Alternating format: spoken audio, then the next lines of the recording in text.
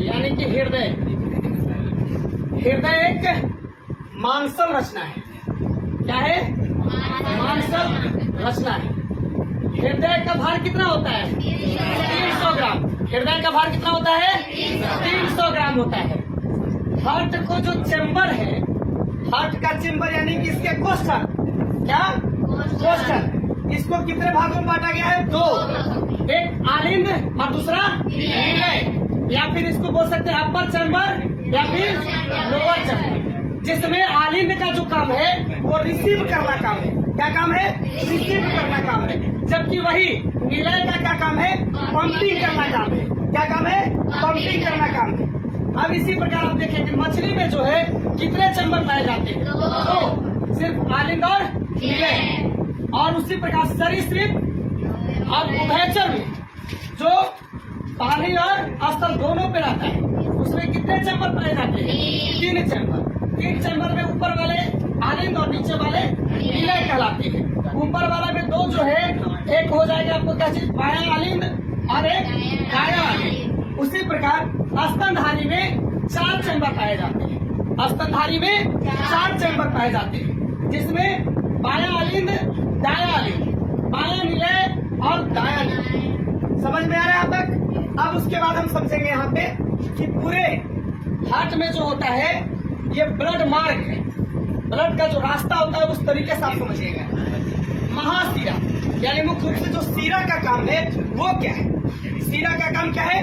अशुद्ध रक्त को पूरे शरीर से हृदय के पास भेजना या लाना। सीरा का क्या काम है? शरीर से अशुद्ध रक्त को हृदय में लाना। तो ये क्या करता है?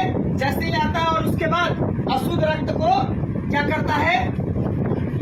त्रितलीय कपाट से होते हुए निलय के पास पहुंचाता है। वो भी कौन सी निलय? कौन सी निलय? तो आपको यहाँ पर क्या? दायां निलय। क्या है? दायां निलय। और ये सीधे क्या करता है?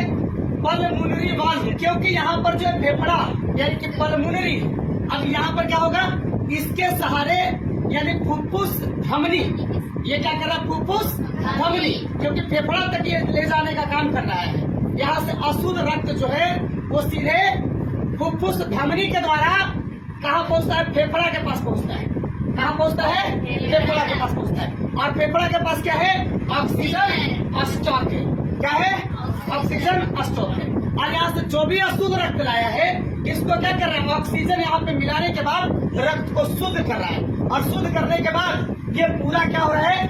आगे की ओर फिर से जो फुफ्फुस सीरा होते हैं, फेफड़े में जो होते हैं फुफ्फुस सीरा, ये क्या काम कर रहा है? ये सीधा हार्ट की तरफ ला रहा है। लेकिन यहाँ पर क्या कौन सी रक्त आएगा? शुद्ध रक्त ला रहा है। शुद्ध रक्त जैसे ही आ रहा है तो फुफ्फुस सीरा से होते हुए यहाँ पर बायां निलय के पास नीचे पहुंचाता है। और यही निलय क्या करता है? यहाँ से पंपिंग करता है। और पंपिंग करने के बाद यही शुद्ध रक्त महाधमनी से होते हुए निकलता है। और धमनी का पूरा काम है कि शुद्ध रक्त को पूरे शरीर में पहुंचाना। और यही महाधमनी क्या कर रहा है? पूरे शरीर में वितरित कर दे रहा है। अब उसके बाद पूछा जाएगा आपको कि कितने परत होते हैं हृदय में? कितने परत पाए जाते हैं? तो आपको बताना होगा 3। जो हृदय के सबसे बाहरी परत होते हैं उसे पेरिकार्डियम कहते हैं। जो सबसे अंदर वाले होते हैं उसको एंडोकार्डियम कहते हैं। जो बीच वाले होते हैं मायोकार्डियम कहते हैं।